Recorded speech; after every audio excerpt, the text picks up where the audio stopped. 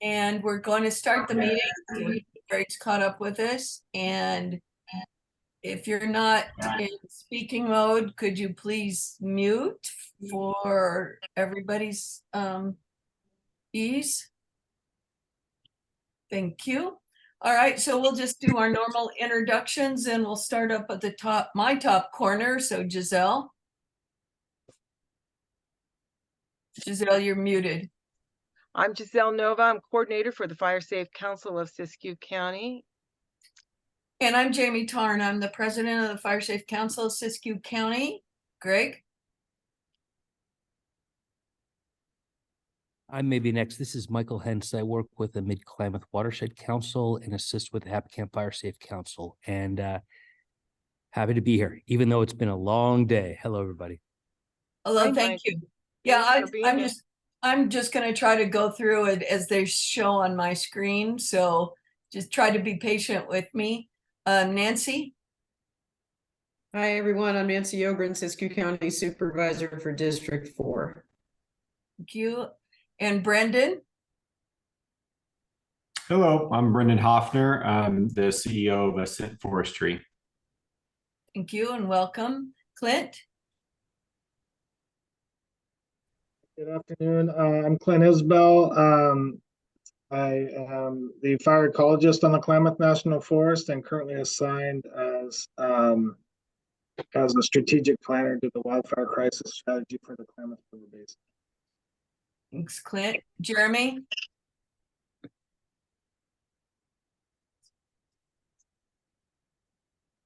Jeremy, are you with us still? Yeah, sorry, I was trying to unmute on another screen. It wasn't working. Good evening, everyone. I'm Jeremy Johnson. I'm the pre-fire engineer for CAL FIRE in the Siskiyou unit. Thank you. Matt? Hi, everyone. I'm Matt Gazelle. I'm the program manager for disaster preparedness and wildfire mitigation for CORE. Thank you. And Nina?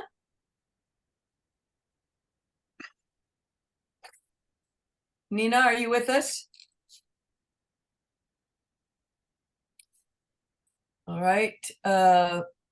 Christian Tenswan? Did I say it right? Yeah, that's perfectly right. Yeah, perfectly right. Hi, my name is Christian Tenswan. I'm a graduate researcher here at the University of Oregon.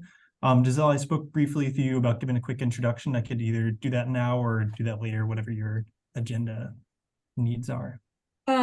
Yeah, why don't you let me do the brief announcements and then we'll put you in there. Sounds great. Really appreciate it. Thank you. Rick, are you with us? Yeah, hello, Rick Corey, resident of Dunsmuir and retired fire chief, and just curious about the Siskiyou Fire Safe Council. Great, welcome. Kristen?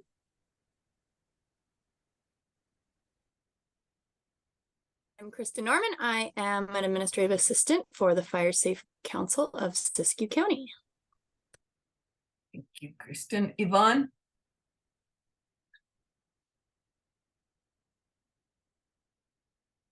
Yvonne? Hi, this is Yvonne with the Klamath River Fire Safe Council, just keeping my attention on what's happening in the county through the county meetings. Thank you. Thanks, Yvonne. Susie? Good evening, everybody. My name is Susie Brady. I'm the fire prevention specialist and the unit information officer for CAL FIRE Siskiyou. All right, Daryl? I'm Daryl Lara. I'm just a civilian. I don't represent anybody, just attending the first Fire Safe Council meeting, gathering information like Rick is, that's it mentioned earlier. Great, welcome. Glad to have you. Jennifer?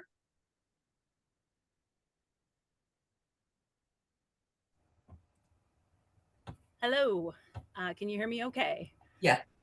Okay, I'm Jennifer Erickson. I'm the fire prevention officer for the Klamath National Forest. Thank you. Christian Jordan. Yeah, hi, Christian. It's just South County resident interested in attending this meeting. Great, thanks. Brian Murphy. Hi, I'm Brian Murphy. I work for the Shasta Trinity National Forest as the fuels planner out of McLeod. Thanks, Brian. We have a Mongo.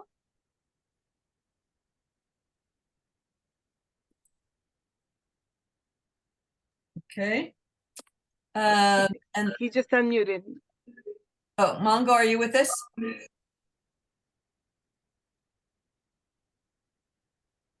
Okay, we can go back to the ones we're missing. And Nick? Hi, my name is Nick Russell. I'm with Watch Duty, and I also have property in Weed, and just wanted to attend your guys' meeting and listen in tonight. Thank you. Eric?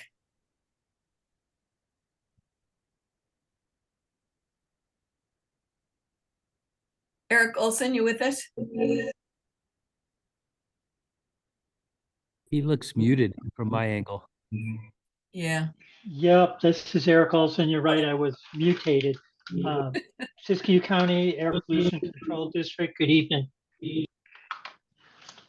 Hi there. And then I have a Marlene. Hi. Hi, I'm here. Okay, Marlene. And then I have a next on my screen, a Dodson. I'm here. Okay, okay. And then I have a phone, an iPhone. No name.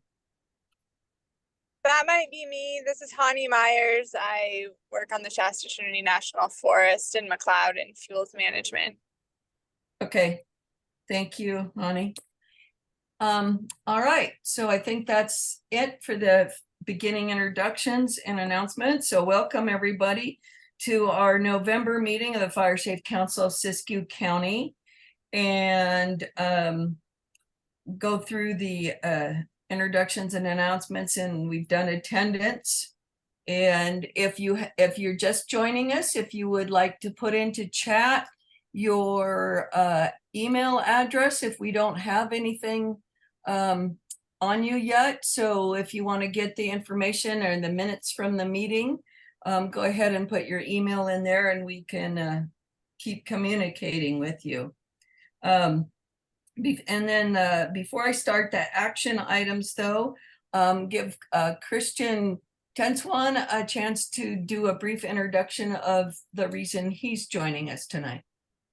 Hi, thanks again for giving me this time. I'll keep it as brief as I possibly can since I know y'all are very busy tonight. Hi again, my name is Christian Tenswan. I'm here at the University of Oregon. I'm studying evacuations on the 2022 mill fire. So if you were in that area impacted by it, involved in the planning or operations during that event, we'd really appreciate to get your insight to understand better the evacuation needs of communities at risk, as well as how this evacuation unfolded in the information needs of communities living in the wildland-urban interface. So if you're interested in that or have questions about that, I will put my contact information in the Zoom. You can also find me on Oregon's website, and I'll stick around here for a little bit if you prefer to direct message me on here. But that's my very brief synopsis, and I'll try to get you all back to your work. All right, does anybody have any quick questions for Christian? And I guess I do, Christian, is what do you hope to get out of this information when you're done with putting all this together? So we really want to understand what influences people's decisions to evacuate or to stay and defend as wildfires are becoming more frequent and more severe. We're seeing people pursue alternatives to evacuation. So we want to understand what people's various trigger points are when they're deciding to evacuate and how they might influence evacuation models and emergency response management in a given area. Okay, great. Thank you. Thank you. And then on another time when we can put you into the agenda when we have more time, maybe we can do a little bit longer than that. Quick. I would love that. But I'm, again, very appreciative of this. Thank you so much. Sure. All right. So on our action items, we'll start with Brendan Hefner with Ascent Forestry with his biochar presentation. Okay. Thank you, everyone. First of all, I'm just really glad to be here on the call and appreciate the invite. I'm going to preface this by saying I am not a biochar expert, but where our, I think, expertise comes from is in utilizing it and finding markets and good feasibility for the use of biochar. So the first question is what is it? What is biochar? So it's a stable, solid, rich in carbon that's made from organic waste material or biomass. And so that's produced by putting biomass into a non-oxygen, low oxygen environment through a process called pyrolysis.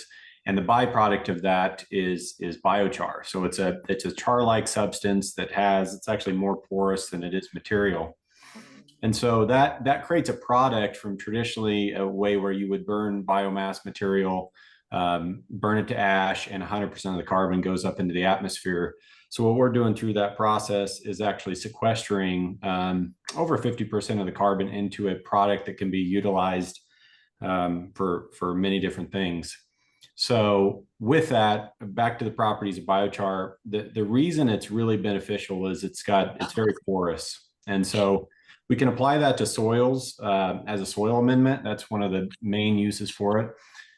Inside of soil, it does a really great job at water retention.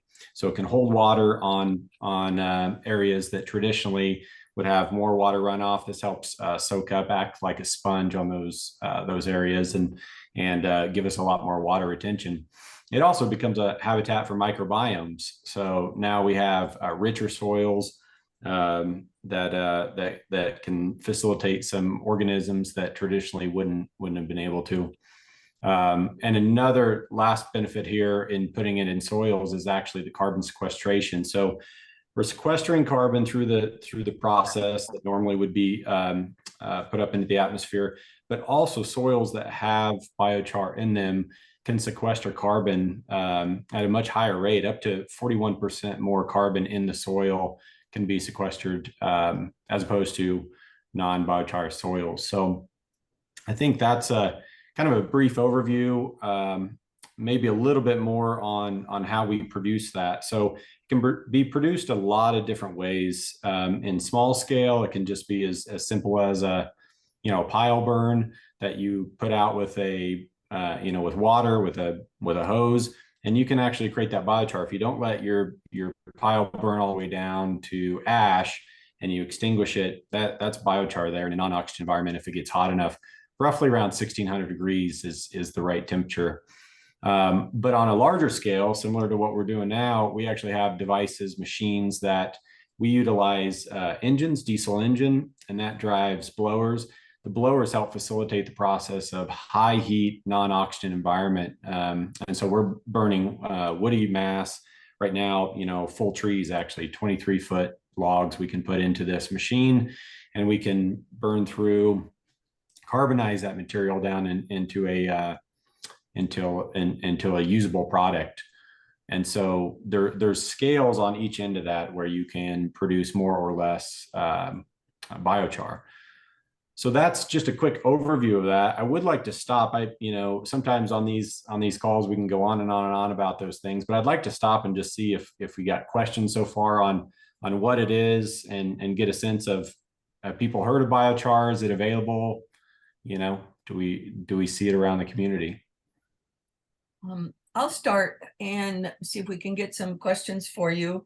So as a soil amendment, do you see it as a opportunity to use it in burned areas, especially in communities? So I'm thinking of, our river communities that have experienced quite a bit of burned areas, and with the idea that they're vulnerable to flooding and sloughing and everything. Would this be an opportunity to help those soils? I mean, to me, it's kind of like burn on burn, but right.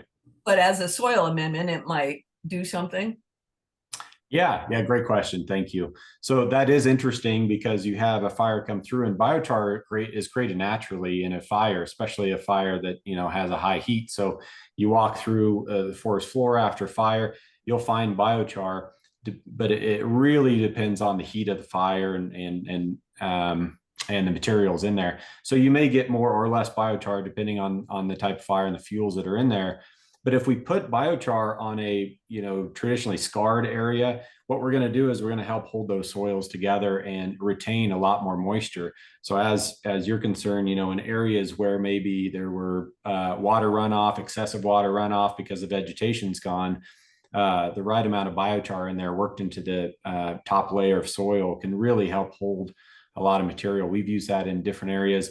One of the uses we're just starting to pilot is actually to put it into sacks like straw wattles and use it in place of traditional water erosion control. So instead of filling it with, different absorbent materials or sand or things like that, or straw, we can put biochar in there and use it as a swell to help in erosion areas. Not only are you going to help to use it like a sponge to soak up the material, but it's carbon. It's almost pure carbon in biochar, so it creates a filtering property as well, similar to filters in water are carbon mostly. So, well, as a follow-up, then if you put it into the soil, how deep do you have to till it into the soil to make it viable? There's no specific, it depends on your end goal. So you can work it down into, a foot of soil and have a soil profile with biochar. The more of that you do and the more you put in there, the better result. But we've experimented with just putting it on top of soils as well, spreading it over the soils, and it works down over time. Certainly that takes more time, but you can, the biochar will work down. It's a near permanent soil amendment because it's mostly carbon. The studies are tough. It's tough to do 1,000-year studies on anything, right? It doesn't exist, but it's certainly decades and more like thousands of years that can be a near permanent soil amendment. So once it's in there, it's doing its job for the next, foreseeable future. Okay, I'll let somebody else have a chance. Do they have any questions? Michael Hentz popped one into the chat. He's asking biochar for contaminants in bioswales within urban environments. Can it be used in concert with mycoremediation? Yeah, great question. Thank you. So I know that actually the Forest Service, I believe, was doing some testing on that in mines, and what they were finding is it was able to do just what you're asking and retain sequester some of the metal content coming out of the mine. So the water runoff out of there, the toxins coming out of there, it's actually able to help sequester a lot of that and keep it from running down past there through the watershed. So I know that there's probably some very good reporting on that I haven't seen, but I know that was used in mining operations to kind of decommission mines and help with toxicity. Let's see, especially in abandoned mines is where I was seeing that report come out. Okay. Any other questions? I'm looking for the hands up thing. I don't see any right now. Then I have a question. It sounds like you're talking about using whole trees to create this. Could you use like slash piles and stuff and like get rid of all that stuff that, causes fires to begin with? Yeah. Is that feasible or? Yeah, great question. And that goes to purpose, I think. And that's a great lead in there. So, we know we have a large scale issue with fuels and trying to figure out how to deal with these fuels in different areas is always a challenge. There's mastication and there's complete removal, and we remove it in a lot of different ways, either in whole log form or in chip form. There's so many different ways to get rid of the fuel, but you have to get rid of the fuel one way or another. And so the benefits of biochar are we're removing fuel for wildfire mitigation. I mean, that's primarily what our company does. We're not traditional loggers. We haven't been in that field. And so we're looking to do fuel reduction and wildfire mitigation. And one of the ways we found that we can get rid of the biomass and, after a thinning operation is through biochar. The reason we like that, a lot of different reasons, but one of the major ones is we significantly reduce hauling and putting it in trucks, either chip trucks or log trucks, and hauling it out. So when we do this carbon assessment of our entire projects, which is always something that's important to us, we're looking at the amount of carbon we produce through diesel engines, through emissions, all of that, and what we're sequestering in the project. So if we can reduce the hauling and pushing that material out to another area, and we can process it all on site, then we can really reduce our carbon footprint inside of the projects. And so to your question is how, the scale of it. Biochar, we're doing it on a very large scale. So we're doing whole logs in the largest machine available to do biochar. It's a Tiger Cat carbonator. We have one machine now through our partners, Falk Forestry, Earth Foundries. We're working on a project outside of the Bay Area, and we have more coming. And so the goal for us is to do these really large scale projects with large biomass and find a good result that doesn't increase our carbon footprint. But you can do it on a very small scale, and it's done all over. In kilns. There's companies all over that produce kilns, and they do them on very small scale, or as small as a backyard fire, with the woody residue that you have to remove at the right temperature and the right time. You can extinguish that fire and create the biochar yourself. So there's really all scales that are potential. There's nothing too small and nothing too big that you can produce biochar out of. And Jen has her hand up. Jen, go ahead. Thanks. I just had a question about, are you seeing that there's any local interest from like residents in collecting biochar from your operations for their personal uses at home? Yeah, so on our current operation, unfortunately, we were bound to use the biochar produced on the project area. But that's why we partner with great organizations. Earth Foundry is actually working on biochar markets, and where does this biochar go? What type of market is there for it as a byproduct?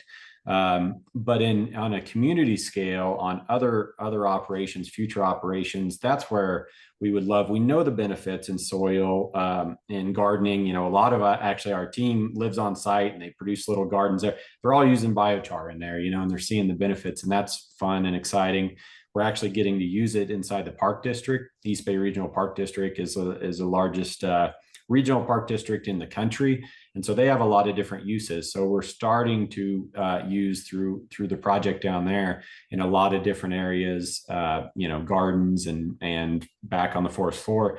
But that's what's exciting about me, is to help with the education piece in community operations, where we could bring in biochar to these fuel reduction projects and start to bring the community out, education pieces, demo days, and also just, grab a 5-gallon bucket of biochar, take it home and put it in your garden.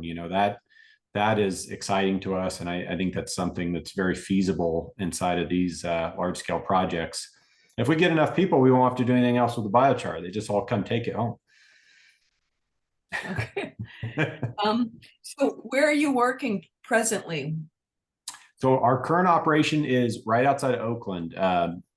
East Bay Regional Parks District, again, has a large, their challenge out there is eucalyptus. And so they have very, very dense eucalyptus forests. They had a fire through there, multiple fires, that have gotten really close. And so it was obvious that there was a need to reduce the fuel load out there in the eucalyptus. And so with this process, that's where we have right now 4,000 tons of material that we're getting ready to process after a summer of fuel reduction work. And so right now we're just on the edge, and we're getting ready to start carbonizing as soon as next week. Okay. Well, I just don't want to take up all the time, so I'm looking to make sure I cover everybody. If anybody else has any other questions, but I have one other one, and I think I know the answer, but still, can you go into a burned area and then utilize, if we have a severely burned area where we have the charred trees, can you go in and utilize those and not use green trees? Those are amazing. Already charred trees burn so well. They carbonize very, very well. So yeah, certainly right now we're using green material because it's coming straight out of the forest. Usually is decked up and dry slightly, but yeah, burn material is excellent because that's what we're trying to do. We're trying to carbonize and get to a high heat at 1600 degrees is about optimal. So when we get to that high heat in a non-oxygen environment, that's when that biochar is created. And inside of that machine, I didn't explain it completely, but we have we have air forced down through grates in there. And once the bottom of the machine is in grates, once a material gets small enough, it's sized out, it drops through to an auger system, it's extinguished with water, and then it's augered out. So the whole process is fairly automated, goes out into a conveyor belt system. And right now we use big super sacks because we're transporting the material all over. So, and we get about a 10% product. So out of the product we put in, we reduce that end result down to about a 10% of the original tonnage. And so then if we do need to transport offsite or on there, we have a much smaller footprint on hauling or transporting that material. And are you looking to move this direction north? Yes, yeah, that's why I'm on the call. You know, I see I see this as the operation we've set up there as something that when we look at these larger scale projects that need to be in to protect communities, to work around communities, both with residential and large scale with the Forest Service, I think this is an optimum time to set up these temporary biomass facilities, biomass processing, and we can set them up. They're not permanent, so you know there's still quite a bit of permitting that has to be done with the Air Quality Control Board. But if we can get a non-permanent solution in here, we can, you know, work on fuel reduction projects, you know, 2,000, 3,000 acres around a temporary biomass facility. So specifically here, I live here. I live in Mount Shasta. We moved up earlier this year. And so I love this place. My family loves this place. There is some great work I see already and certainly coming in the future. And we would love to be involved. This is a place where I would love to do that work with, you know, maybe it's we certainly do large scale, but also on small scale, work with current contractors and create a place where this can go, where it doesn't have to be hauled off, because it's certainly not the only solution. There'll be lots of solutions, but it is you know, one more tool in the toolbox that we can all use to help reduce the fuels.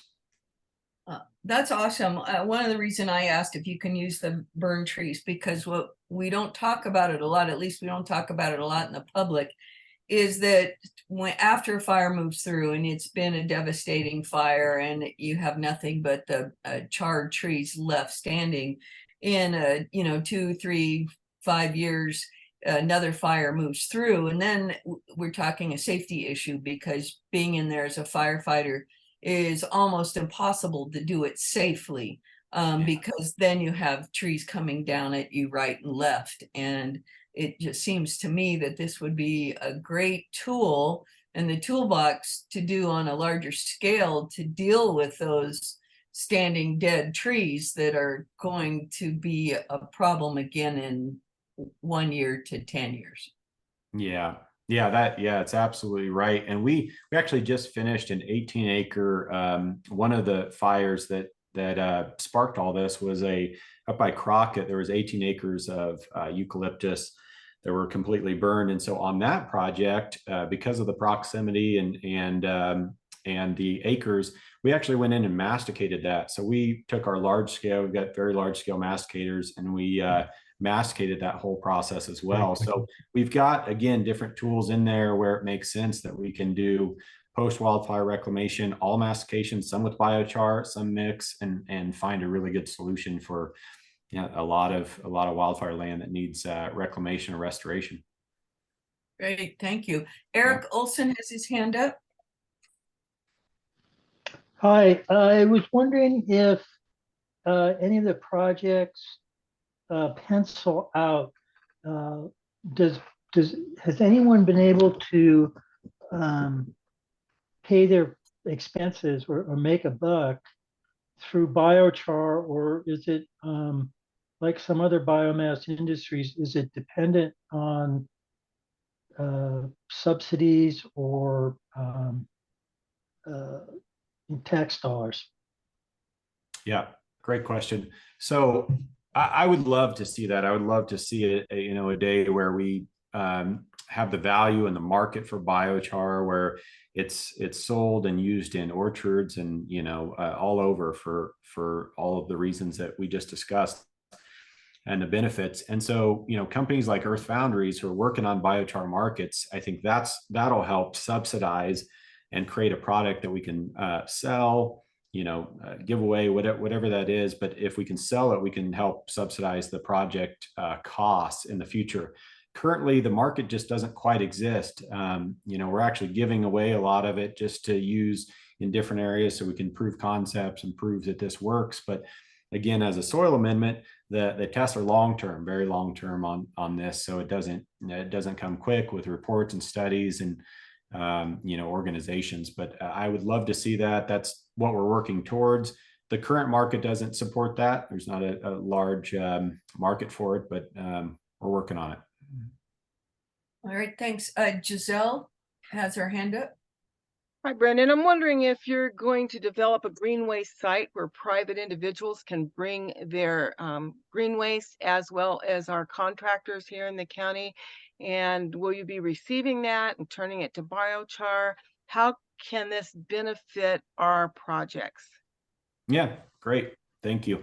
So we're open. We have multiple of these machines coming, and we need homes for them.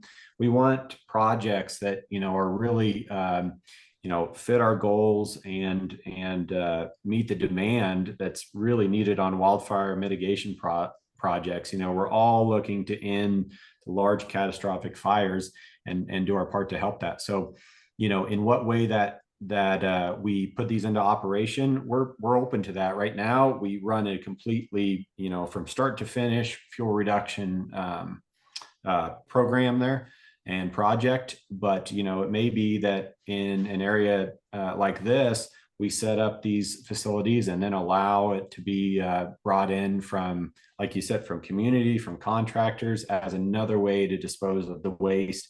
And then we get a good, quality byproduct from that. I'm all for reducing hauling and the carbon emissions and, the traffic that comes along with that. So, we're open to a lot of different ideas there. And that I would love to see a facility like that here.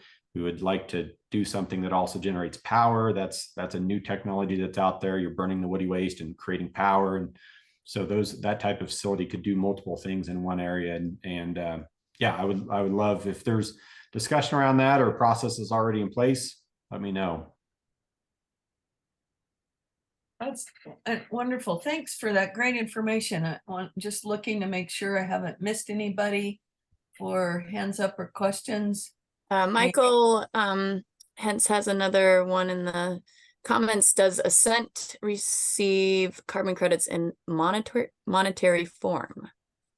Yeah, we certainly should receive carbon credits. That industry is interesting. I built a hotel in Summerlin 15 years ago, helped to build a hotel, and we were doing it was a LEED certified building, and one of the things we had to do was carbon credits. And so back then you would find a company online and it was this mysterious thing where you would just pay them and they would send you a certificate and you did your part. And so now I think we have the opportunity to work with carbon credit companies. We don't receive any carbon credits currently, but I think work with carbon credit companies to, that's a process, that's a thing out there. We're actually doing that. We are reducing carbon, we're sequestering carbon. So I think there's some synergies inside of what we're doing that we could work with these companies and either it's a subsidy for the projects or something else. But it is something we've started working on, but we do not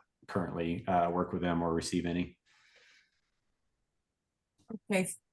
Do you have any other questions? If not, I will thank Brendan very much for joining us tonight. And we would love to welcome you back as we look further into this kind of using this tool. And glad to have you up north with us. So hopefully we can get some things going up here. Absolutely. Thank you. Thank you very much. Thank you. All right, next on our agenda tonight is Clint Isbell with the Forest Service Fire Planner for the Klamath River Basin Wildfire Crisis Strategy Landscape. Clint, could it be any longer title? Go ahead, Clint.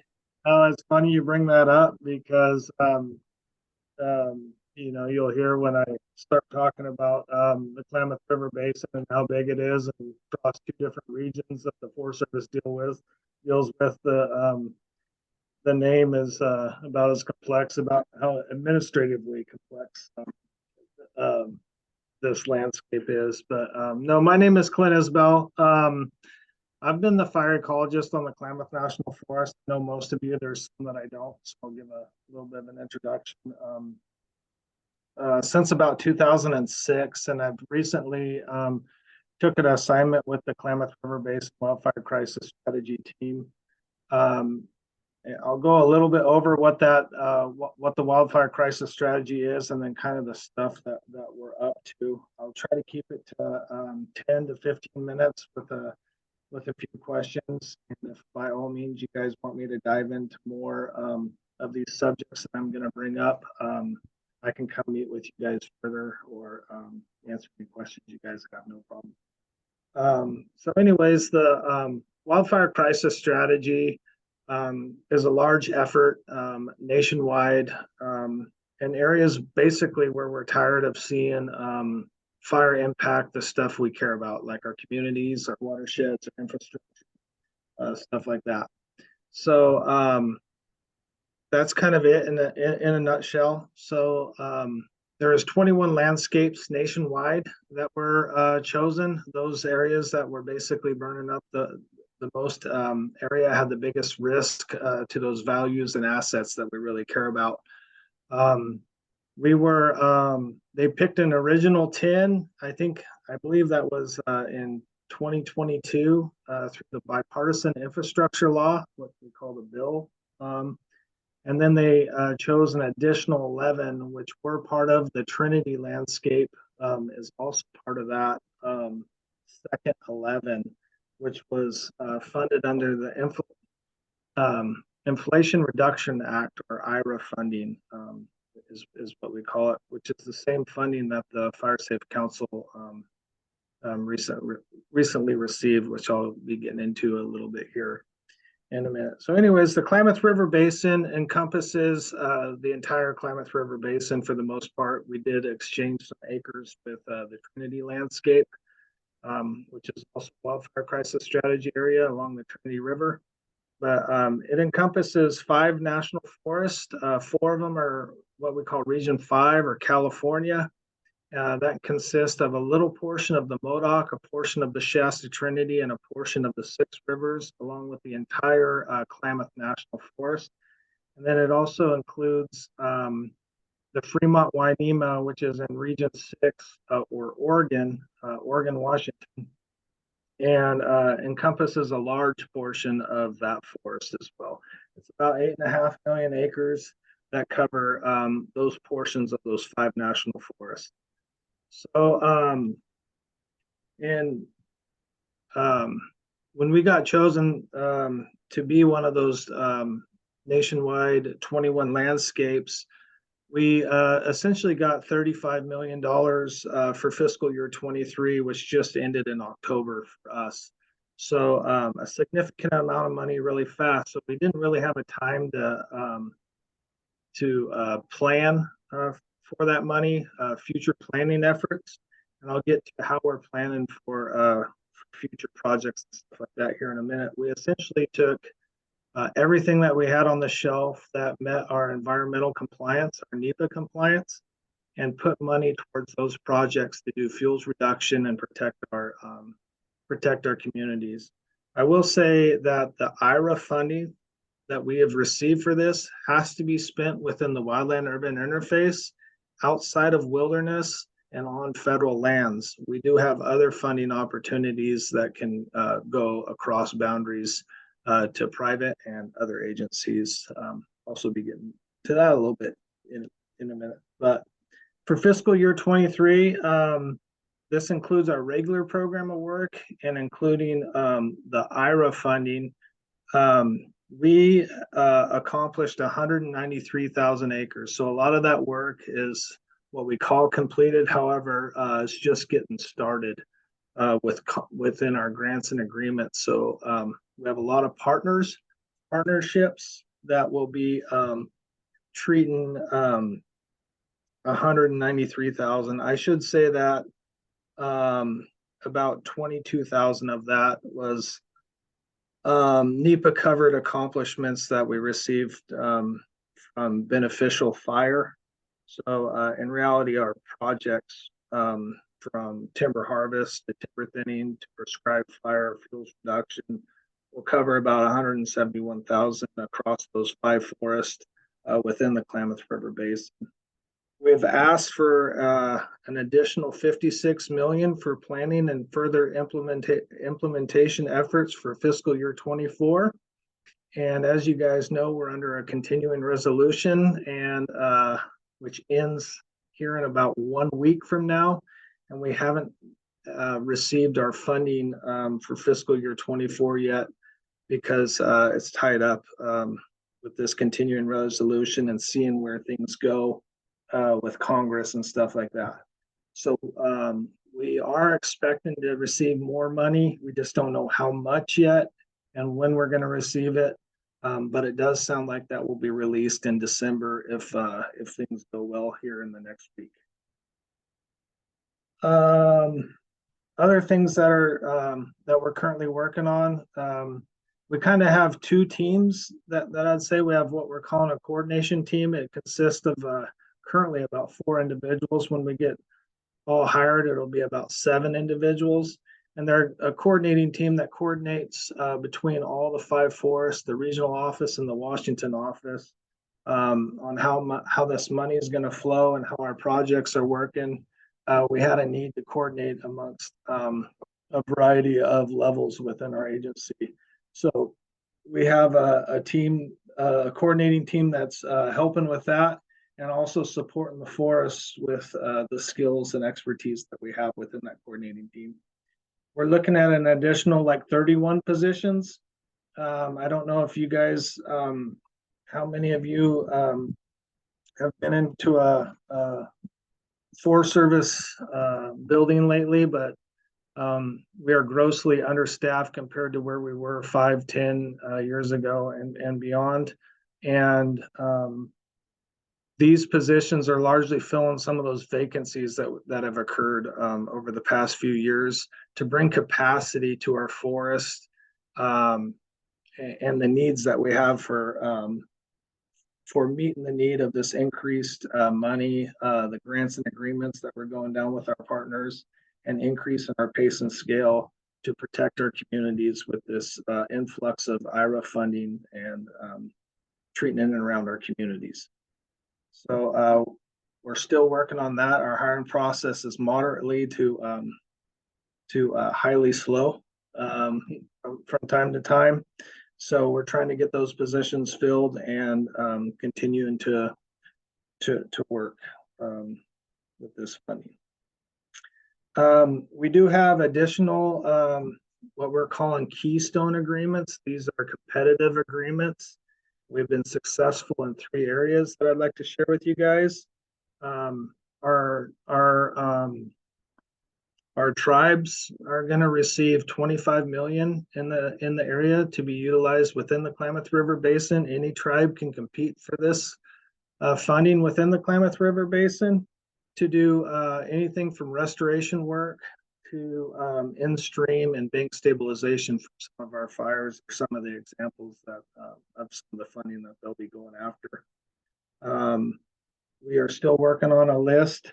It does look like the Crook tribe will be receiving an 11.5 million to do some of the work in and around the McKinney fire and downriver and around Happy Camp, maybe even towards Orleans on the 6 Rivers forest. And the rest of the money we're still reviewing a process of how we're going to get that out to the tribes to do further restoration and in-stream bank stabilization type work.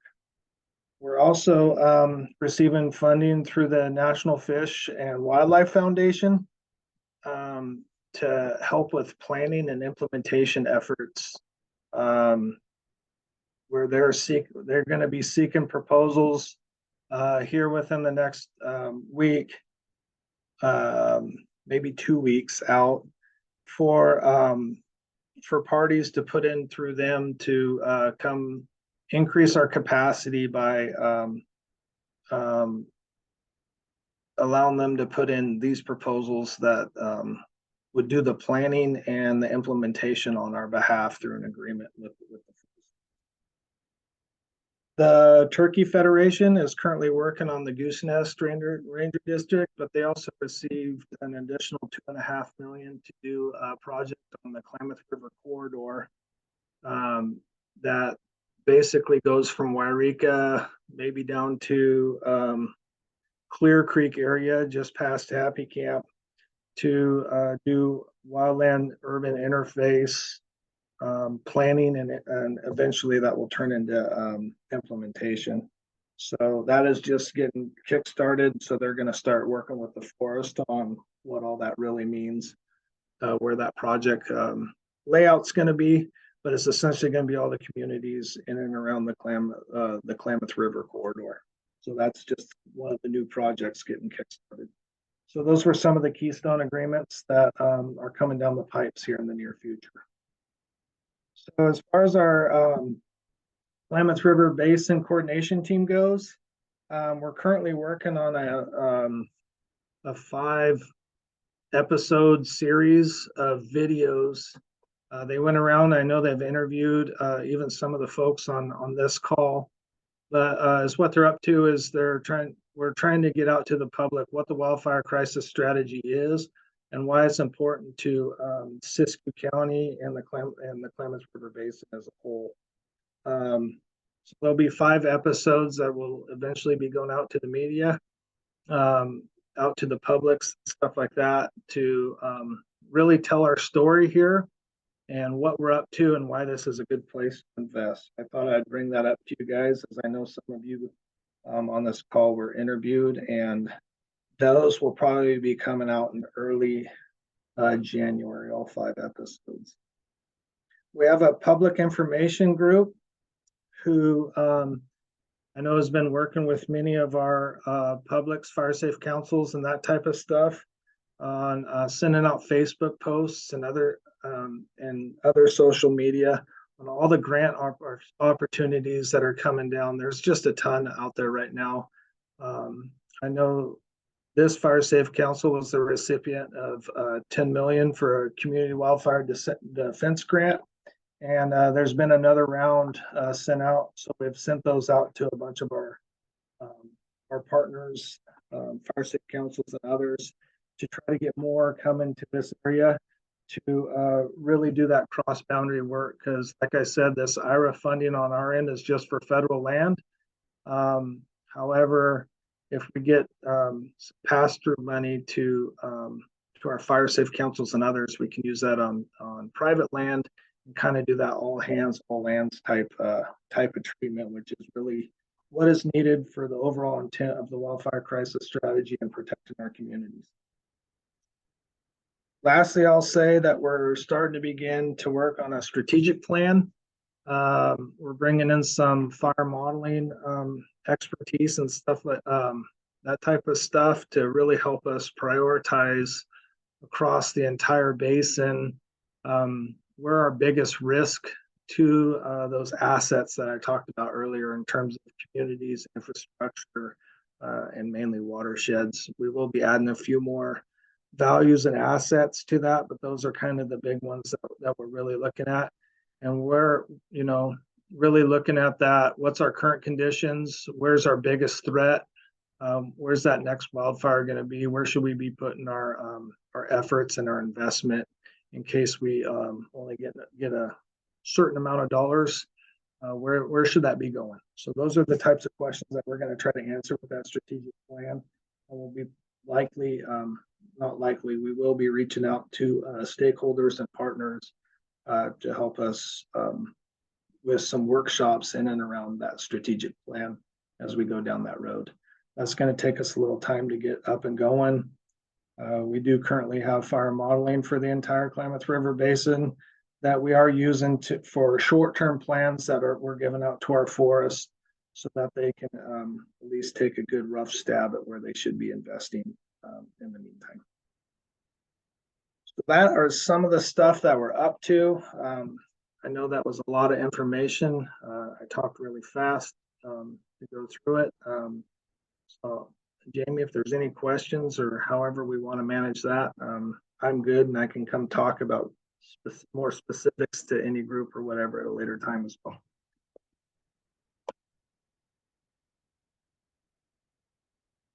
I think you're on mute.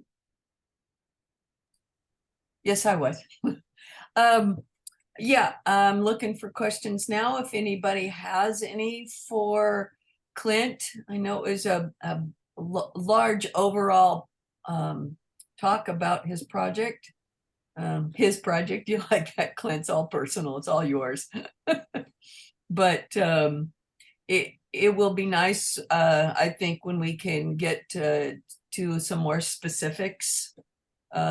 And when you start getting the priorities down for our communities, so we can start working towards that, especially like you said, we got the CWDG grant. And when that money does come down to us, and totally agree that when we can work and put monies together on both the federal and private side, it's more effective. Do I have any, I see a lot of thank yous to you, Clint, but Kristen has a question for you. Go ahead. Yeah, I just am wondering if you're able to elaborate more detail on, so you said that the 193,000 acres that were identified for the 2023 fiscal year, the original 35 million, that are just getting started, underway, or I guess it was the 170,000 that aren't part of the prescribed burning. But where is that? Where are those 170,000 acres?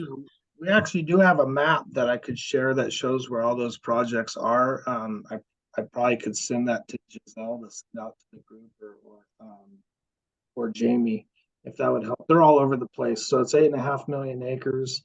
I believe roughly 60,000 of those acres were on the Fremont Wainema in Southern Oregon.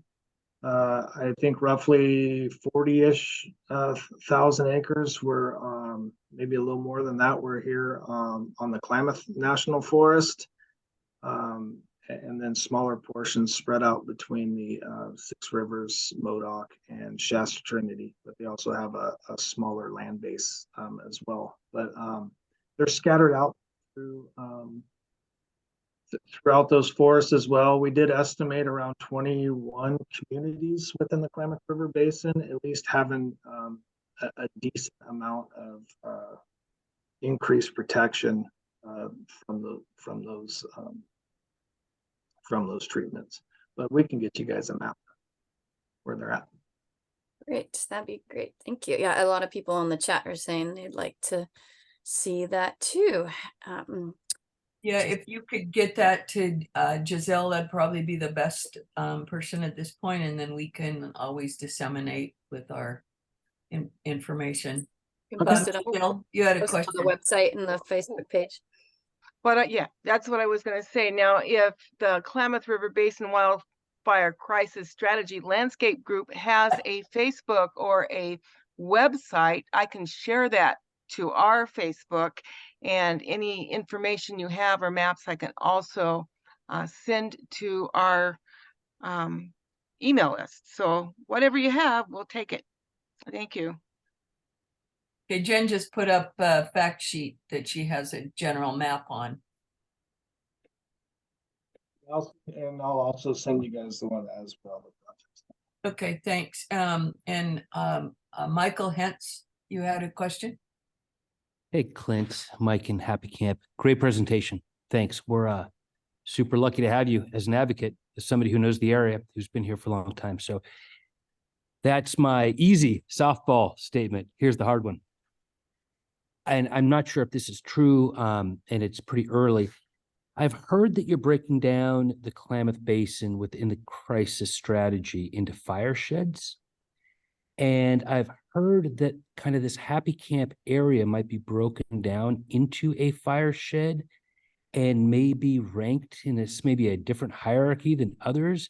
I could be fully wrong about this. This is kind of just word of mouth kind of. Can you inform us about the different fire sheds and any ranking or prioritization that might go along with that? So, how to answer this in an easy way. There's a paper out there, Mike, to answer your question. Thanks for the softball question first, by the way. Appreciate that. But, nationwide, a guy named Alan Ager, he's done some research in this area, created these fire sheds. They're not fire sheds of how we probably defined them, around here in the past, where, you're kind of talking maybe about a watershed or a key strategic boundary. These are like 250,000 roughly acres of what they're calling fire sheds that look like puzzle pieces that cover the entire nation, right? And then Alan Ager and his group, I could track down this paper for you guys. They call those fire sheds, and they did some fire modeling and other analysis that ranked each of these fire sheds nationwide. There ended up being 221, I believe, high-risk fire sheds. Most all of them were out in the West, and those that were kind of grouped tightly were the areas that got chosen to be one of those 21 landscapes where they're seeing those areas being high risk. We call them the high-risk fire sheds, right? I believe we have maybe 6 of them across our landscape. So 6 high-risk fire sheds that were the nationwide fire sheds. Those aren't what we broke down, Mike. Those are just how we became a wildfire crisis strategy landscape, and why we're getting the funding is we got recognized as an area that was high risk to fire, rightfully so, if we all know the fire history and stuff around here. So that doesn't really have anything to do with future analysis that we'll be doing to really prioritize our areas. I do suspect that they're a high risk fire shed for a reason, and that they're going to be high risk areas when we do our fire modeling and analysis and stuff more locally. Hopefully that answered your question. So these are more like a super fire sheds. Yeah, there's just a way for them to prioritize at a national level where they should be putting this money. Well, Clint, thanks for that summary, and guide them in the right direction, because if we somehow fall short of that ranking from Alan Ager, and I would be happy to see that paper, we should reevaluate, because certainly, the Happy Camp area is almost like a poster child amongst many in the Intermountain West and the West that is the most susceptible to fire in our changing climate with past management, lack of cultural fire. You got it. But Clint, thanks so much for taking the time to answer that question. I greatly appreciate it. Do I have any other questions for Clint? All right. If not, then thank you, Clint, for coming tonight. Always a pleasure. And we will welcome you back anytime you have any new information for us, or if we can start working together on a project in an area as we both move in forward on these large money programs. Thanks, Clint. Thank you. All right, so next up on, and if I miss anybody or anything, you can please put the things in chat and we will get them to the people. If you come up with ideas or questions later, and we will get them to the right folks. Next up on our agenda is an update on our community wildfire defense grant, which Clint alluded to, and I will give that over to Giselle. So we're still working with grants and agreements to finalize our document. we made it in the fiscal year, Clint. That was one of the questions was, well, oh, it passed. And she said, nope, we're in. It's just paperwork that we are working with, and we're working actively with the region to finalize all of that. And hopefully soon we will be able to start working on this and getting some good defensible space done throughout the county. And I noticed that CORE is on here tonight. They will be our partners, and we'll all be working together to make that happen. If you don't know what it's for defensible space around 500 homes throughout 29 communities in Siskiyou County, and 300 acres of ingress and egress within those same communities. So anyway, we're looking forward to meeting a bunch of you and being able to work seamlessly. So that's all I have. I will add to that as you can imagine, getting grants that are in the large scale range that we got with the 10 million, there's a huge process, and they're being very, very careful to make sure all the T's are crossed and I's are dotted for us. And they want to, because all of these grants that went out will be automatically audited.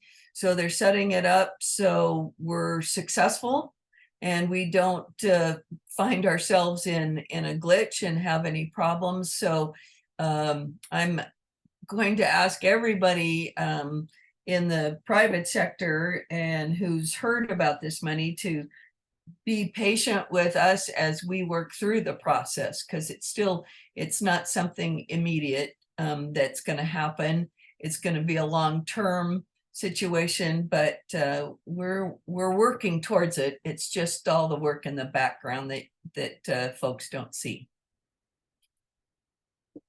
Okay, we'll move on if we don't have any questions on the CWDG grant. And I don't see that. So, okay, we are ready for CAL FIRE update. My screen keeps changing. So it's all right, Jamie. Jeremy and I are going to tag team this one tonight. Okay. So I'm going to start off and just let you guys know so next Monday, CAL FIRE is going to go down to 1 engine per station. We're going from basically having 13 engines right now, right? Bringing it down to 1 engine per station. So that's 7. We are getting a lot of uptick in calls regarding dumping hot ashes and starting some little fires. So we're reminding folks as we're getting into those cooler temperatures and using our fireplaces to please make sure we're disposing ashes correctly and make sure that they're cold to touching and they're dead out before we put them outside. Our Type 1 helicopter did leave for the season, but we're very fortunate. We did sign another contract, so we'll get them back next year. So that's good news for us. And I will return it over to Jeremy for some grants and fuel updates. Thanks, Susie. Yeah, thank you, Susie. So I just want to start by talking about some of the prescribed burning that we've been doing in the unit. So first off, we had a successful prescribed burn along the North Shore Road by Lake Siskiyou. This was the North Shore RX this past Monday. And then actually, I think we burned on Wednesday as well. There were in total 9 different units for 41 acres burned. And for anybody who hasn't been out there, it's basically a timber understory that I believe had been previously logged. And so we sent fire in through all that and got 41 acres total. And then also within this last month, the Siskiyou unit personnel have been real actively involved in supporting the federal partners with all of their prescribed burns. And then we've also been involved with some local landowners with their burns as well. And then I'll move into grants. So this new grant solicitation period for the wildfire prevention grants opened on Monday. So we're encouraging any participants to work through their local battalion chiefs who've already identified projects in their battalion that they would like to see as priority projects for the unit. And these projects, they're also found on our fire plan website through the Office of State Fire Marshal, and I'll leave a link to all that, and as well as the grants website. End of report. Okay, thank you, Jeremy. Any questions for CAL FIRE? All right, the next up is the Forest Service update. And if I got everybody right, Honey, for the Shasta Tea, are you ready for an update for us? Sure. So I can speak just for the Shasta McLeod Management Unit. We underburned a total of 2,700 acres this fall. About 2,200 were out in the McLeod Flats near the Pilgrim Creek Snowmobile Park. And the other acreage was in the McBride project, just north of Mount Shasta City, going up Everett Memorial Highway. They were successful burns. We had a lot of public input as we were putting up a lot of smoke right next to the city, but we feel really good about what we accomplished. Other than that, we've just been moving into pile burning for the season. Okay, thank you very much. And Jen, are you here for the Klamath tonight? I am. I'm here for the Klamath. That's a tough act to follow, Shasta Trinity. We also have been burning a lot.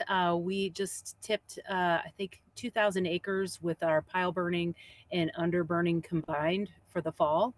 The underburning that we've done, we did about 600 acres over on the Goose Nest on the Van Brenner and Erickson projects. And then over on Scott Bar Mountain, we returned to that ongoing project and got about another 150 acres out there. Really nice fire effects we're seeing. It's all systems go on pile burning right now. And we're doing it all over the place, but of note, we're doing a lot out by Happy Camp. So those folks are seeing a lot of smoke from our pile burning, and then also out at Craggy, just north of Wairika here. We did some pretty high visibility pile burning just north of town this week, but things dried out pretty quick, so we got to wait for a little more moisture to get back in there. Let's see. We have a new acting forest supervisor that has been announced. His name is Bradley Tuberville. He's a forest supervisor on the Daniel Boone back in Kentucky, and he's come to the Klamath as an agency administrator during some of our fires over the last couple of years. So he has some familiarity with the people in the land. Let's see. We just announced today that our temporary hiring application period is going to be extended for 5 days. So that's all the temp seasonal jobs for our 2024 season. I know we're outreaching them awfully early, but that was set to close today. That's for non-fire and fire positions. And that's that seasonal workforce that we rely so heavily on to get work done in the summertime. So that's all over our Facebook page. And of course, anybody who has anyone who's interested, you can just direct them to me as well. I don't have any news on Stevens funding, but I do want to remind folks that if there is an interest in Stevens funding for projects, to bring them forward, when you think of them, as so we can develop them and set them forward for when we can put them in to pretty much apply to get that funding. So, and then Siskiyou RAC, that is still not stood up. We do not have enough people. So please, if you have an interest, we need a total of 15 people. I think we have 6, and there's different backgrounds of people that we need to have. But it's a great way for us to give grant money to a whole variety of different projects and people for fuels reduction, but also for, recreation stuff. So anyone who has an interest in helping out with that, it is a Forest Service run program. It's funded by receipts from timber sales, but it's really a awesome opportunity for our county to get small projects done and funded here and there. So any interest, reach out to me. I'll put my number in the chat. That's it. Thank you. Jen, next meeting, it might be helpful if you have time to do the research on what, out of the 9 positions that still need to be filled out of the 15, like what sectors you need those people to be from. If you could share that with us next time, that might help us, spread the word, or, think of who to recruit, or, pull people out of this crowd that are like, oh, okay, so. Absolutely. And I have a link to kind of the matrix of the different backgrounds of people that we're looking for. I'll put that on there, and I'd be happy to speak to it in greater depth at the next meeting.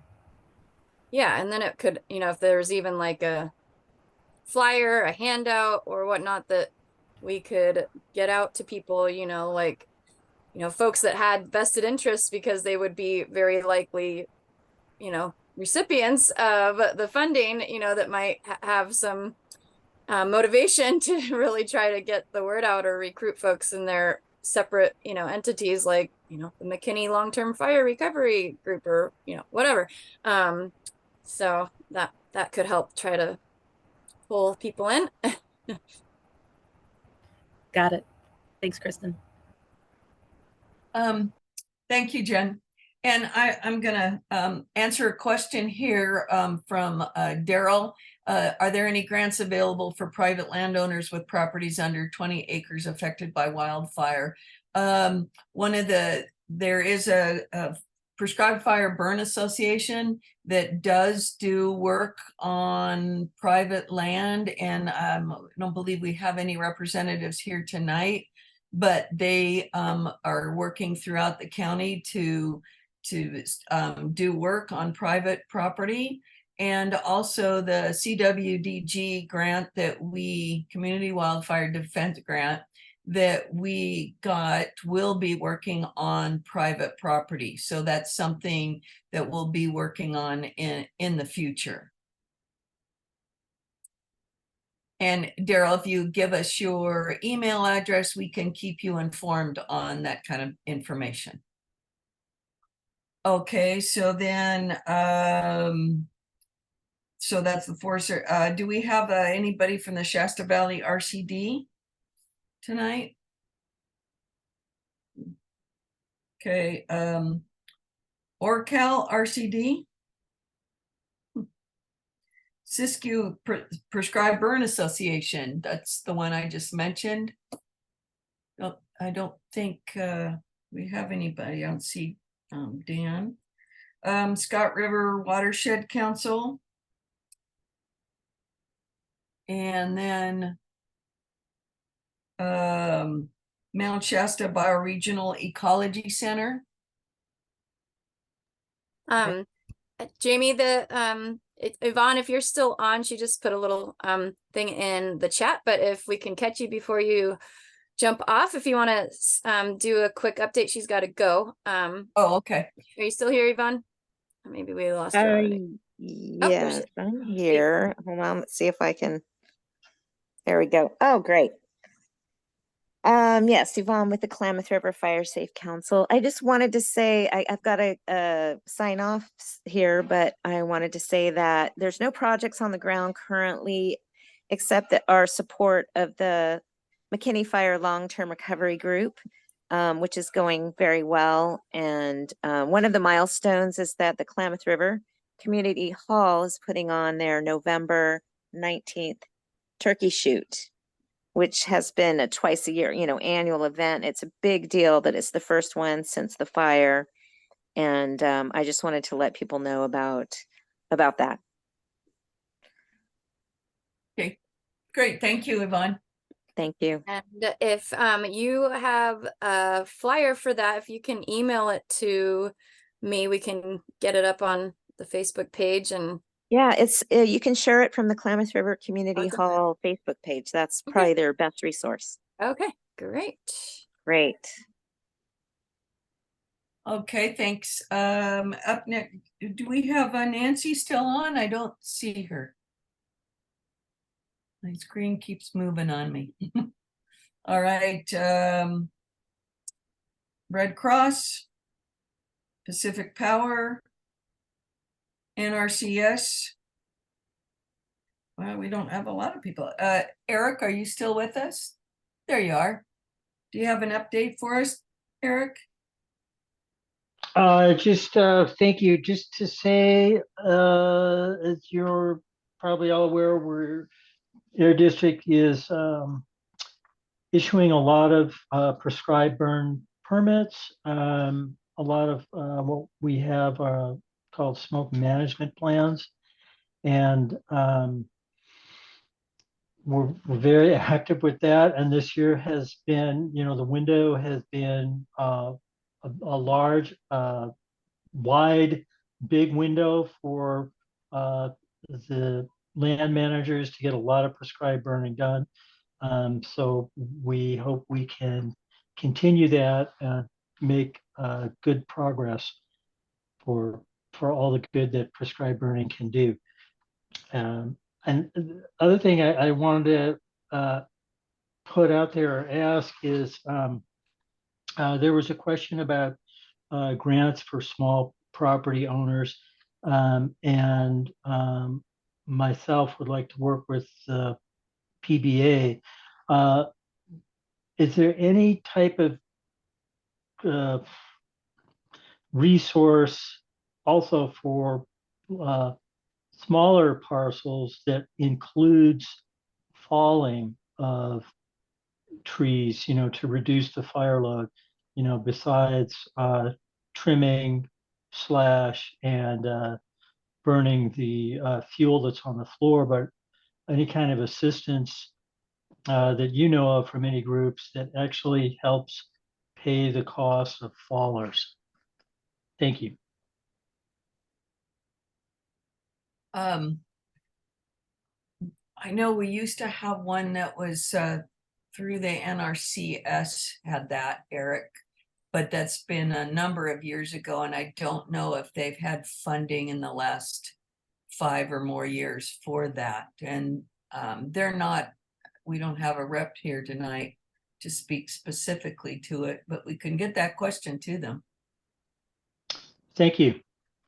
Currently, Eric, I know of nothing that is for large tree removal. We have applied several times to different funding sources to try to get large trees removed, but it's not something funders want to do. However, there is some forest health grants. It's on a different scale, not really our wheelhouse, but there are some forest health grants available that might do something like that. And then there's a small landowner grant, Kristen might be able to talk about that, where it's larger parcels, like 10 acres or more, that I think it's coming up. I can't remember who's offering it, but the Forest Service, Jen brought it up okay. the last meeting. And yeah, I'd have to bring up my notes on that. If Jen's still on here, if she wants to speak to that. But yeah. Hello. Yes. I don't have that much information on it still. I can go back and get what I had and put it in the chat, but yeah, that it's kind of it's a brand new opportunity, and it's kind of nebulous to me. I'll be frank to you, but Kristen, I don't know if you dug into it after we. I did a little bit. When I asked my husband about it, who knows more than me about all of this. He said it kind of the same as what Giselle said, that it's, a larger scale thing that's kind of outside of a Fire Safe Council's wheelhouse. That would be more of like an RCD program, because it's he said basically that there has to be an entity, you know, like us or the RCD that receives the fund and then disperses it to the landowners. So it's not a direct line between the funding source and the landowners. So that's kind of all I found out about that. So I guess we need Yeah, to I see if the apologize for not RCD has having- capacity to try and look into that and take that on. We can reach out to them and So anyway, stay tuned, Eric, as we learn, we will share. If there's a funding opportunity, we always put those on our Facebook and our website so that you can take advantage of them to the links or whatever. Yeah, don't give up, keep watching, and we will let you know. All right, well, let's keep moving on. We don't have a sheriff's today or CHP, Siskiyou County Natural Resource Update. So we'll move on to the local fire safe councils if we have anything. Yvonne gave us hers for the Klamath River, Black Mountain.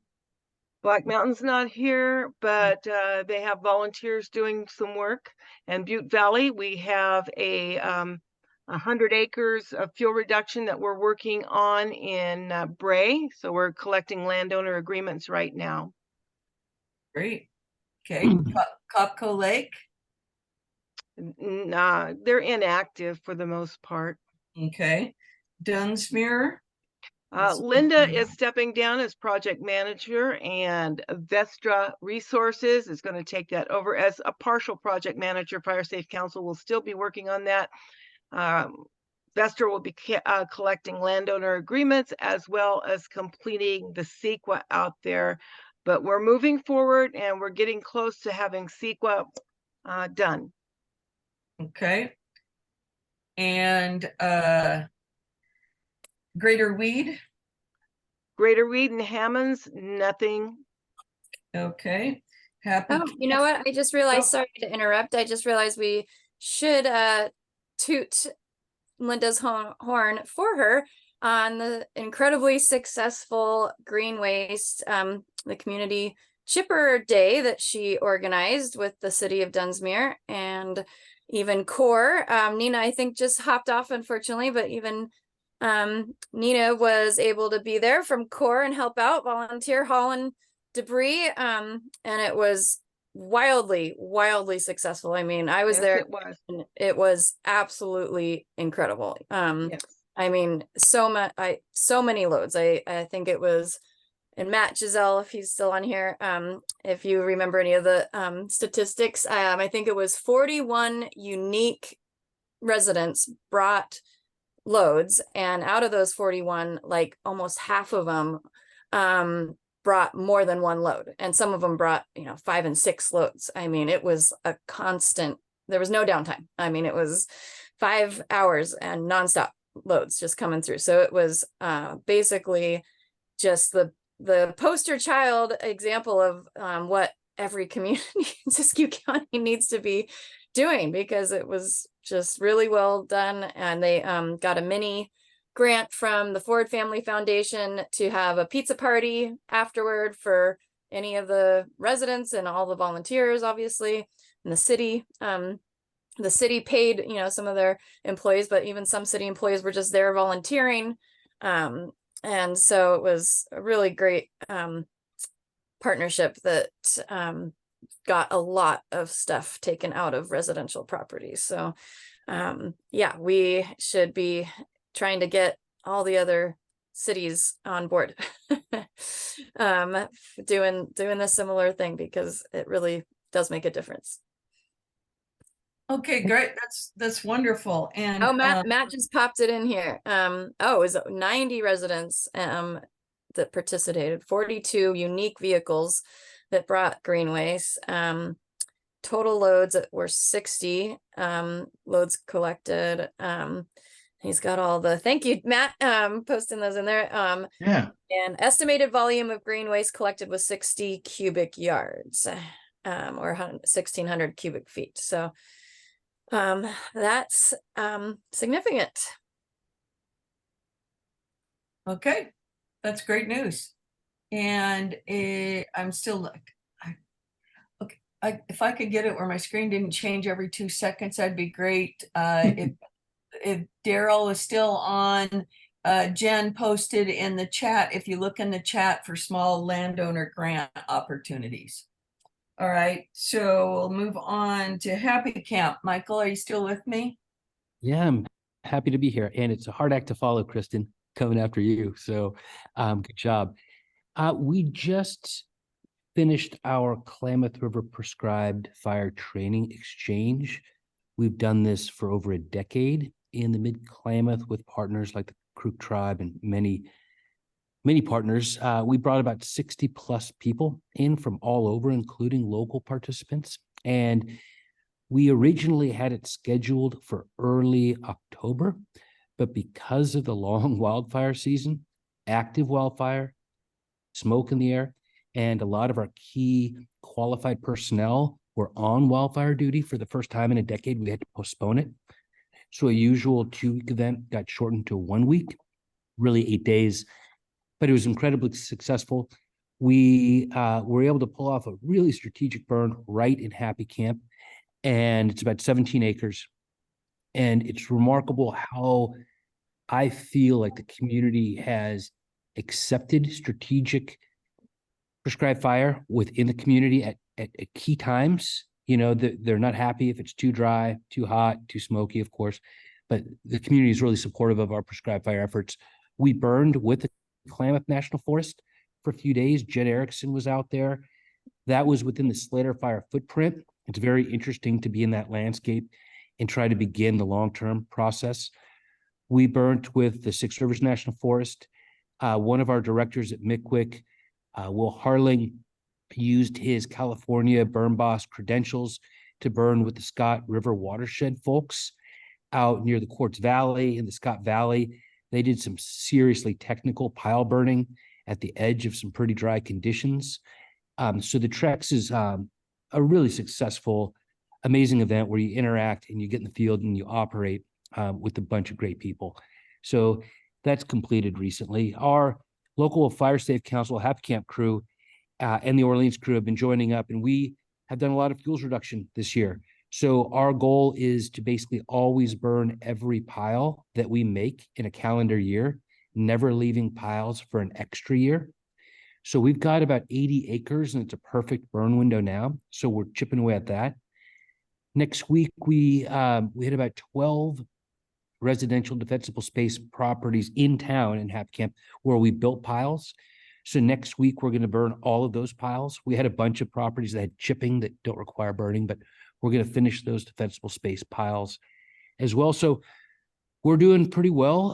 Kind of the happiest news, or some happy news, is we finished escrow and we purchased our new Happy Camp office building, which used to be the old pharmacy, which is kind of sad because Mike and Pat really wanted it to continue as a pharmacy, but there were no takers. But we have an amazing new office in Happy Camp that we're going to start moving into this next month, give or take. And then it's almost a shame, and I don't want to be contentious at all in this, but I'm looking back and, I'm just missing her name. We had a Siskiyou County Board of Supervisors representative, Nancy. who was on the call, right? Nancy, that's right. And maybe you're aware of it, but there had been a proposal on the consent agenda of the Siskiyou County Board of Supervisors. It was item B.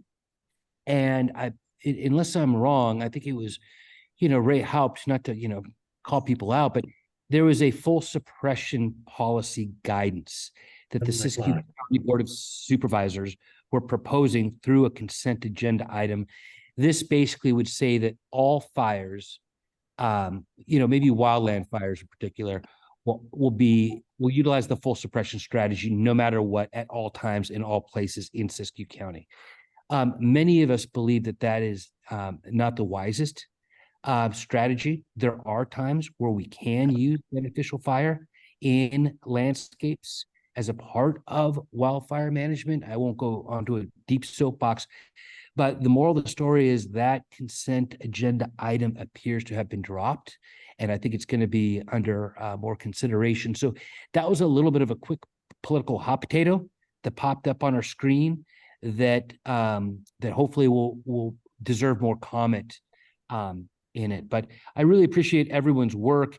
And based on everything that's going on, and with Clint and with, I mean, all of you folks, we better buckle our seatbelts, because next year there's a lot of work to be done. And it appears that there's funding that we need to both strategically spend well, but it takes a lot of planning and relationships and agreements and site visits and you name it, NEPA, CEQA, blah, blah, blah, to pull this stuff off. So good thing we're all in this together. And I do have a proposal. Now that daylight savings, I thought they were going to get rid of that, but now that it's dark so early, I want this group to start thinking about maybe a little earlier meeting, because I think a lot of us are family. I live outside a good phone service, et cetera, so I have to stay in town for these meetings. So just give it a little consensus consideration for possibly slightly earlier monthly meetings. I sure would appreciate it. So I will sign out with that, stick on for a little longer, but thanks everyone. Yeah, thank you, Michael. And one of the reasons we have it at this time, we used to have it later, is so we could get people who were working and then that they could join us after their work hours. So it's kind of, you're trying to, you know, get everybody's trying to fit everybody's schedule. So we will certainly take that into consideration, and we'll talk about it on our board at our next board meeting. Thanks. Whatever you do, do not do a doodle poll. A what? A doodle poll. That's an inside joke. Oh. Thanks, everybody. I know changing anything is hard. All right. And congrats on the new office. That's awesome. You guys got that. Yeah, we're very happy and lucky. All right. Horse Creek, Juniper Flat, Klamath River, Lake Shastina, Lower Scott River, McLeod, Mount Shasta.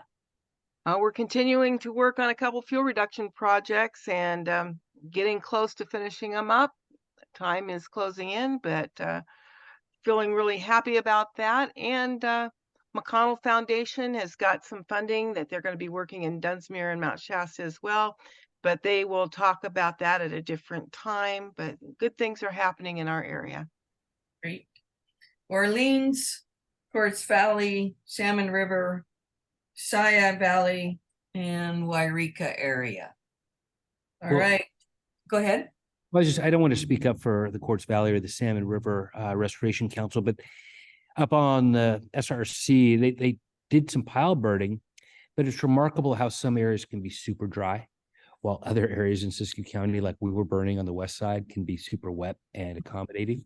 But they got some good pile burning done under Trex, and from what I saw in some reports, the Quartz Valley cooperated directly with some of the pile burning over there. So they would have some good things to say about their experience if they were on this call. But kudos to them to getting some potentially very challenging pile burns accomplished. Yeah, I saw quite a bit of smoke coming out of the Quartz Valley area just in the last few days. All right, so this is just our section for open forum. See if I missed anybody. If anybody has any more questions, let me see. I have something in chat. More monies grants were available to private lenders. I think there would be more accomplished assist with all the work that is coming. Yes, Daryl agreed with that. We are now coming into a time where grants are coming at us right and left. The money is available now, and it's now catch up with being able to write the grants, accept the grants, and then do the work on the grants. And we had many years of drought from a money standpoint. And I expect to see more grants coming for the small landowners in the future. Because there's been a big turnaround in the last few years of money available. So Like Giselle said, stay tuned, keep updated with our email and our website and our Facebook page, and we will get the information out to you when we get it. And we will keep moving forward to help private landowners, because that's what the Fire Safe Council of Siskiyou County is about, is to make sure that we get the work done, so when we do have the wildfires, we still have homes and communities left. And I was just gonna go to Drew's iPhone. Drew's got a question. Okay. Hi. Giselle, I'm Drew Anderson. I'm in Los Altos Hills, and you're wondering what the heck am I doing up there? But I also have a home in Pack Trail in Shasta Brown Ranch. And I'm down in Los Altos Hills. I'm the first community, I'm project lead of the first community in Los Altos Hills that's that was started the Firewise program. And we got our okay last year, and now we're, a week away from deadline to get our first annual report. But I didn't know whether Firewise was something that is being addressed up there. I know you and I have had a phone conversation a couple times, but our area, if you're familiar with the Shasta Brown Ranch, is we're a bunch of homes, and our home is like 2 miles back in on a single lane dirt road. So there's little challenges there. We're finding out a lot here in our community. We started with 49 homes in Los Altos Hills, zone E002, and we're doubling it this year to 90 homes. So we have participation rate of about 30%. Well, thank you, Drew, for your work there in Los Altos Hills and for your willingness to start something out at Shasta Brown. So I think, as we've talked before, if you want to take that on, we will support you how we can. Kristen is really on it, as she knows, has a lot of information on Firewise at this point. But we're here. If we can help you and you're willing to take that on, we will support you in that. I appreciate that. One of the things is you're more of an figuring, expert than we are at this point. Oh, okay. What's that? we're just getting Firewise started in Siskiyou County. We literally just did our first community wildfire risk assessment with Chief Dan Padilla down in Dunsmuir last week, and are just in the process of getting the first application put in. So we're on the bottom of the learning curve.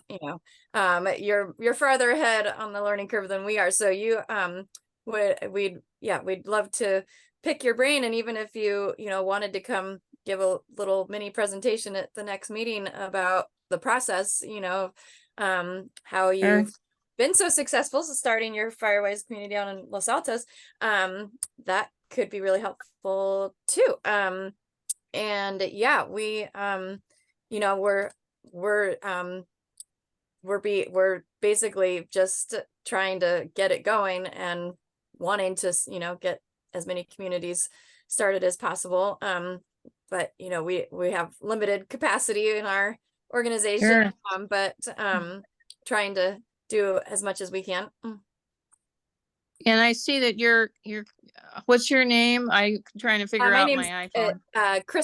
Kristen Norman. Kristen. Oh, I see. Kristen Norman, it says here, Siskiyou County Fire Safe Council. Great. My problem is that it's only a 6-hour drive from here to Mount Shasta. We've had the property up there since we were married 58 years ago. But at any rate, I'd be happy to help, but I'm trying to gin up some people at the ranch who might be interested in. So I passed this on to a couple of them. I just happened to see your notice tonight. But anything you can do to keep me informed, I'm on Giselle's mailing list, and so I'm happy to keep you informed. But I'm going to see if I can find somebody who's got feet on the ground up there. But happy to provide whatever learning experience that we had. It took us a while here, but we did it, and we've got 3 or 4 more going. It's the Los Altos Hills, by the way, are 2 different towns. One's hills and one's flat. And so in Los Altos Hills, we're west of 280, and we're in a WUI, giant WUI, and people are losing their insurance all over the place. So it's a real help to have a Firewise program. But anyway, I won't take any more of your time, but thank you so much for the information. Well, thank you, and thank you for joining us. Yes. Well, thanks for the invitation. Appreciate it. All right. I just am gonna explain what I've been popping into for the few people that are hanging on to the bitter end here. If case anyone's interested, it is the McConnell Foundation's big, $10 million FEMA Cal-OES grant that they're gonna be doing fuel reduction for all of the areas around Mount Shasta all the way down to Dunsmuir. It's meant for the landowners, that are in the project areas, but anyone could attend just to see the really informative presentation from a local retired forest ecologist, very renowned guy, Carl Skinner. Giselle was at the in-person outreach meeting last night in Dunsmuir, so she got to see that. And so if anyone wants to just listen in to, learn about forest ecology and the fire history of our county, it's not, specific to the project area. It is a very informative, eye-opening presentation. So I put that in there in the chat if anyone is interested in listening in on that tomorrow evening. I will just add that Carl Skinner isn't just a local. He is nationally renowned fire ecologist and worked for the Forest Service in the research department for his, I think, 40-year career. And he is a most amazing man and has the most amazing amount of information on fire ecology and fire history. He's incredible. He really is. Yeah. You won't regret seeing that part of it. That's for sure. Yeah. He's really, really incredible. Nicest guy you could ever meet too. So, yeah, I just wanted to put a plug in just because, most people don't know what is in that presentation, and it's very, very good. Basic forest ecology, fire ecology 101 for anyone that you have the link for that, Kristen. Can you find a link? I put it in the chat. Sorry. Okay. It was a little out of order. I didn't see it, but it is there. Thank you, Kristen. Oh, okay. I see it. All right. Kristen, Norman, real quick, what are the chances that's recorded and you guys could make the recording available? I'll ask my husband. He's in charge, so I'm sure it's a Zoom, so I'm sure he can record it. I don't see why that would be a problem. And then they could, that would probably be beneficial anyway for them, for their endeavors. So then they can just, post the recording on that website that I also put a link in. That's the Siskiyou County landowner page on the McConnell Foundation website. So yes, I will ask him. I guarantee you they'll do it. The McConnell Foundation folks are just so smart and savvy about all this stuff. So appreciate it. Thank you. Yeah, definitely. All right. Now any action items for next month, Giselle? Kristen, do you have that in your notes? I'm always so furiously typing the entire time. I try to copy and paste things down there as I go, but sometimes I don't have time. I just had, maybe contacting RCD about, whether they're looking into the the Forest Service Forest Landowner Grant opportunity, and discussion on whether to move this meeting a little bit earlier, as per Michael's request. Putting on Christian Knussen's, I'm probably not pronouncing that right. And Swan, I was going to remind you of that. Good job, Kristen. Way to get that. And Swan, on the next month's agenda. I have one that I haven't brought up, that just, if anyone else knows anything more about it.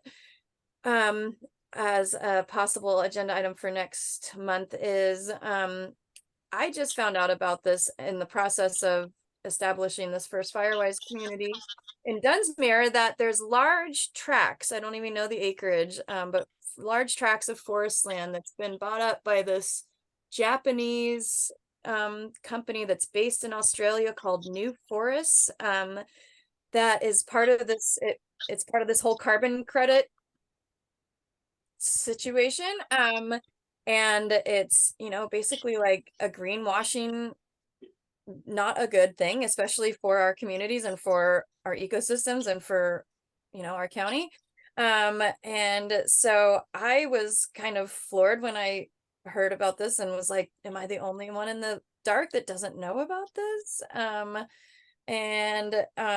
Yeah, I'm just wondering, you know, we should look into this, who, you know, like Pacific Forest Trust, like, you know, because basically what the plan is, what these people do is they buy this property, especially in these very, you know, productive areas like our forests here that are super, super productive, that they're gonna buy it up, clear cut it, and replant a monoculture at super high density so they can get these carbon credits for their companies. And I'm just like, what is going on here? What do we do about this? I know it's maybe outside of our wheelhouse. What's their name? New Forest? New Forests. Yes. I'm just like, who are these people and how is this happening? And is there anything that we can be done about it? I don't know. It's the first I've heard. So where'd you hear about this, Kristen? Well, we were wondering what these, you know, these big ownerships were around this Firewise community. And we found a SF Chronicle article about, yeah, it's a Japanese investment company based in Australia that's buying forest lands all over the world and has bought up these big tracts of land between Mount Shasta and Mount Shasta for these carbon credit, you know, crazy schemes, Ponzi schemes, if you ask me, to be honest. I don't know. So yeah, just wanted to put that out there because it seems like that's really a big deal. It is. We have experienced it here in Scott Valley, Kristen, in the past, where international companies have come in and bought more local, smaller companies and bought large tracts of land and then just did the same thing and then replanted and left huge and didn't do their slash treatments and stuff. And thankfully now those tracts have been purchased by responsible landowners and timber companies. So yeah, it can be devastating to an area, but yeah.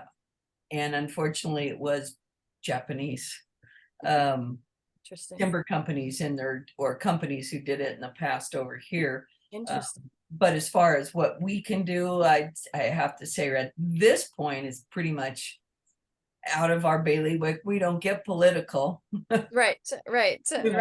I'm thinking of it more in terms of like, could we connect the dots, you know, with people that is within their wheelhouse, you know, like Pacific Forest Trust, or I don't know. Yeah. So yeah. People have the right to buy property. It's a tough one. Right. Well, we can investigate that and see what we can do and talk to our representatives. Maybe is ask them, what can we do? Not that we would do anything because we can't politicize, but they might know who can. So anyway. Well, and it's good to get information out there, whether we can act on anything, but we can certainly spread information as long as it's correct. All right. All right. So that's for then. We have the next meeting will be December 13th. We may defer to January because usually middle of December, it's bad weather when we were meeting in person, and it's Christmas time and a lot of us are out and about. So we will let people know though if we have our meeting or not in December. And unless I have any more questions or comments, we will adjourn the meeting. And I want to thank everybody for coming and for sticking with us for this kind of unusually long meeting tonight. So thank you, everyone. Thanks, Jamie. All right. Oh, Giselle and Kristen and Greg, could you stay on? And I just have a question for you. Okay. Great, Thanks, everyone. Thank you, That was awesome. everyone. Good meeting. Bye, guys.